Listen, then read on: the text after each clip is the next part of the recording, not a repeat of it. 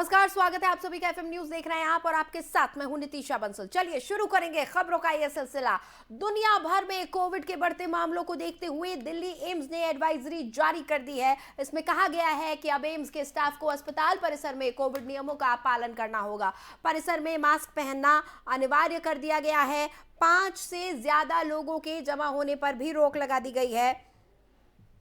इसके अलावा कैंटीन में भीड़ भाड़ से बचने की अपील की गई है। एम्स प्रशासन की ओर से जारी की गई एडवाइजरी के मुताबिक कोविड के प्रसार को रोकने के लिए कर्मचारी स्वच्छता और सैनिटाइजेशन पर जोर देने की बात कही गई है। सोशल डिस्टेंसिंग मेंटेन करने, हाथ को साबुन से धोने और सैनिटाइज करने की भी अपील की गई है। साथ ही अधिकारियों से भी कहा गया है कि उनके रूम में सिटिंग अरेंजमेंट कोविड नियमों के मुताबिक किए जाएं। इसके अलावा हाई रिस्क वाले कर्मचारियों, जिनमें बुजुर्ग, प्रेग्नेंट और अन्य बीमारियों से ग्रसित लोगों को अधिक ध्यान रखने के लिए कहा गया है।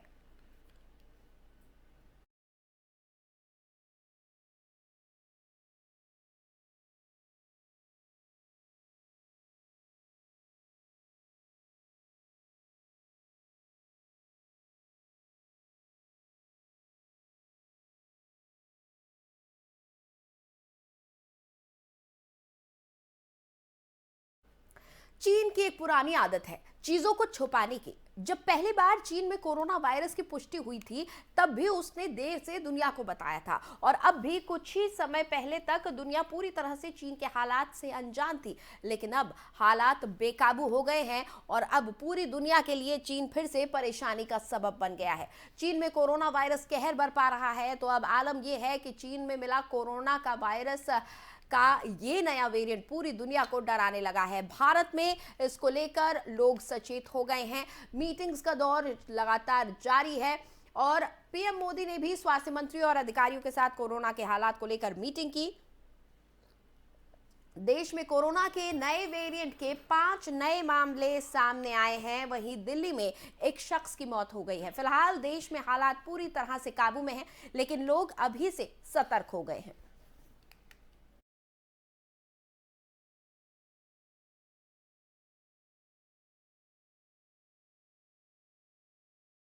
और कोरोना संक्रमण का जहां सबसे ज्यादा खतरा बना रहता है, दिल्ली उनमें से एक जगह है। चीन में फैल रहे संक्रमण के वजह से दिल्ली के मुख्यमंत्री अरविंद केजरीवाल ने अब इस पर एक प्रेस कॉन्फ्रेंस कर दिल्ली सरकार की तैयारियों के बारे में बताया है। उन्होंने क्या कुछ कहा है, आइए हम आपको सुनवा देते हैं। भारत में काफ़ी ज़्यादा कंसर्न है, चाइना में भी बढ़ रहे हैं और उसके अलावा कुछ और देश हैं जिसमें सुनने में आ रहा है कि कोरोना के केसेस बहुत ज़्यादा बढ़ रहे हैं। सब चाइना में जो वेरिएंट है वो है BF.7। सबसे पहले तो मैं बताना चाहता हूं कि दिल्ली में BF.7 का एक भी केस नहीं मिला है। सो अभी फ़िलहाल घबराने की ज़रूरत नहीं है। ना केवल टेस्टिंग में मिला है, टेस्टिंग तो हम कर ही रहे हैं, जो भी कोरोना के केसेस आ रहे हैं उनकी जीनोम टेस्टिंग हो रही है। ना केवल टेस्टिंग में, बल्कि हम कई जगह से, स्पेसिफिकली दिल्ली के 7 अलग अलग जगह से सीवेज उठाते हैं। सीवेज से एडवांस में पता चल जाता है कि आने वाले समय कि शहर में ये वाला वायरस है कि नहीं है। तो 7 अलग अलग जगह से डेली सीवेज उठा के और उसको टेस्ट किया जाता है। उसमें भी BF.7 अभी तक नहीं मिला है। दिल्ली में अभी जो भी थोड़े बहुत केसेस आ रहे हैं वो XBB वेरिएंट के हैं। या तो XBB वेरिएंट है या उसके सब लीनिएज है XBB। ये 92% केसेस जो दिल्ली में मिल रहे हैं वो XBB वेरिएंट के हैं। सो अभी तक फिलहाल कोई भी घबराने की ज़रूरत नहीं है। दिल्ली के लोगों को मैं आश्वासन देना चाहता हूं कि फ़िलहाल कोई भी घबराने की ज़रूरत नहीं है। और बाई चांस, भगवान ना करे कि दोबारा कोरोना फैले, लेकिन बाई चांस अगर फैलता है तो हम अपनी तरफ से पूरी तैयारी के साथ हैं। आप और दुनिया भर में बढ़ रहे कोरोना के मामलों और देश में नए वेरिएंट की दस्तक ने हुक्मरान और हाकिमों के माथे पर परेशानियों के बल ला दिए हैं। आज सदन में स्वास्थ्य मंत्री मनसुख मांडविया ने बयान दिया। उन्होंने एक तरफ जहां दुनिया भर में बढ़ रहे कोरोना की चर्चा की, तो वहीं कोरोना को लेकर सरकार की तैयारियों से सदन को अवगत कराया। कोविड-19 महामारी आज तक दुनिया के स्वास्थ्य और आजीविका को प्रभावित कर रही है। पिछले 3 वर्षों में वायरस की निरंतर बदलती प्रकृति ने वैश्विक स्वास्थ्य के लिए एक खतरा पैदा कर दिया है, जिसने लगभग हर देश को प्रभावित किया है। पिछले कई दिनों से पूरी दुनिया में कोविड-19 के केसों में वृद्धि दर्ज की जा रही है, लेकिन पिछले 1 साल से भारत में कोविड केसों में सतत कमी दर्ज होती दिख रही है। वर्तमान में प्रत्येक दिन औसतन 153 कोविड के नए केस पूरे देश में दर्ज हो रहे हैं, जिसके सामने पूरी दुनिया में प्रतिदिन 5.87 लाख कोविड के नए केस दर्ज हो रहे हैं।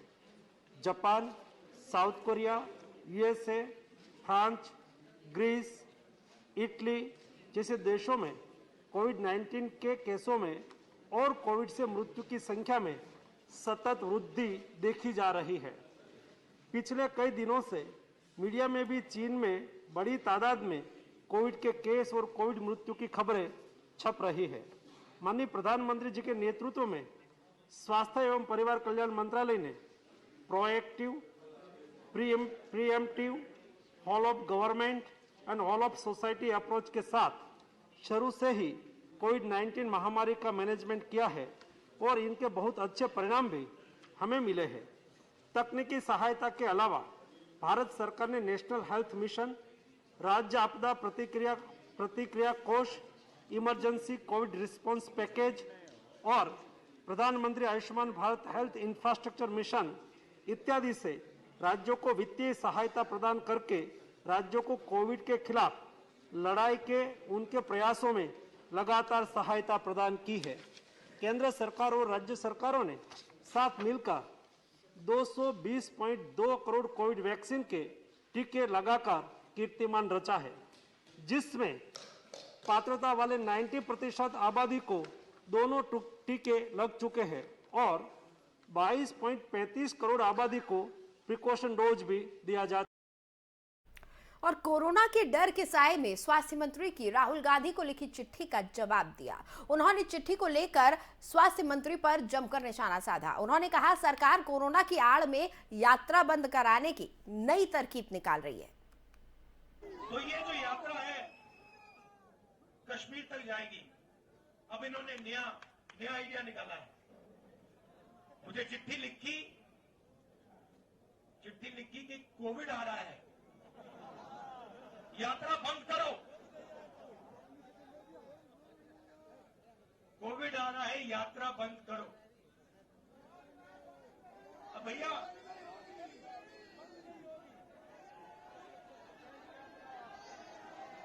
मतलब अब देखिए, अब यात्रा को रोकने के लिए बहाने बन रहे हैं।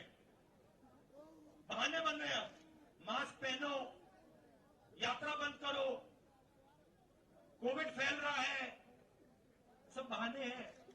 हिंदुस्तान की शक्ति से, हिंदुस्तान की सच्चाई से ये लोग डर गए हैं। ये सच्चाई। और देखिए यात्रा में, अब देखिए मैं आपको मजेदार बात बताता हूं। यात्रा में अब हम 100 दिन से ज्यादा चले हैं। इसमें हिंदू, मुसलमान, सिख, ईसाई।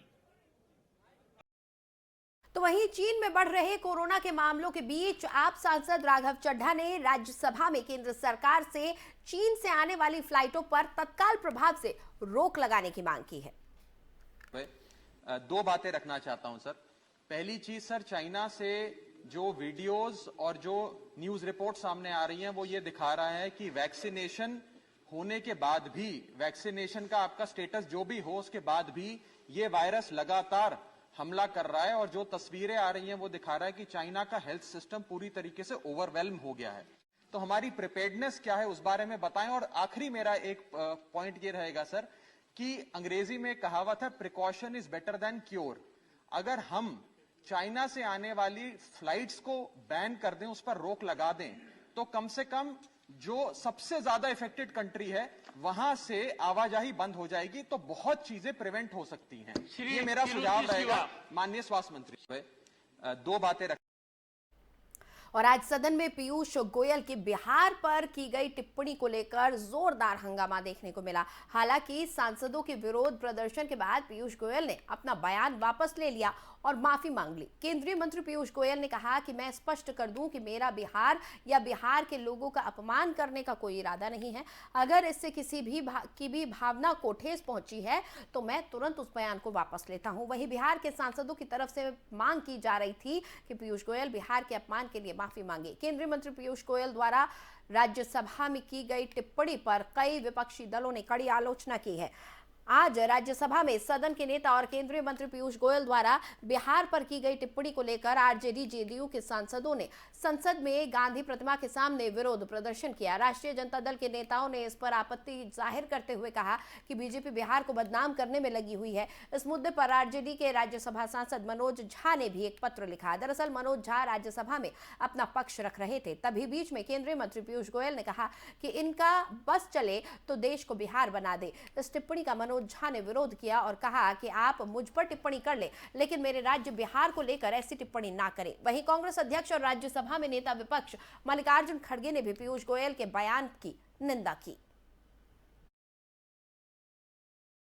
चाहते हैं कि बॉर्डर पे जो घटनाएं चली है उसकी चर्चा चाहते हैं, और दूसरा इश्यू है जो बिहार का अपमान हुआ उसके बारे में जो लीडर ने कहा उसके बारे में हम चाहते हैं। और तीसरी चीज कि सदन में जब चर्चा के लिए हम पूछ रहे हैं बार बार, और आप बार बार हमको रूल बता रहे हैं। At the outset, let me specify. Chairman sir, at the outset, let me clarify. There is absolutely no intention of insulting either Bihar or the people of Bihar. And if at all that has hurt anybody, I will immediately withdraw that statement. It was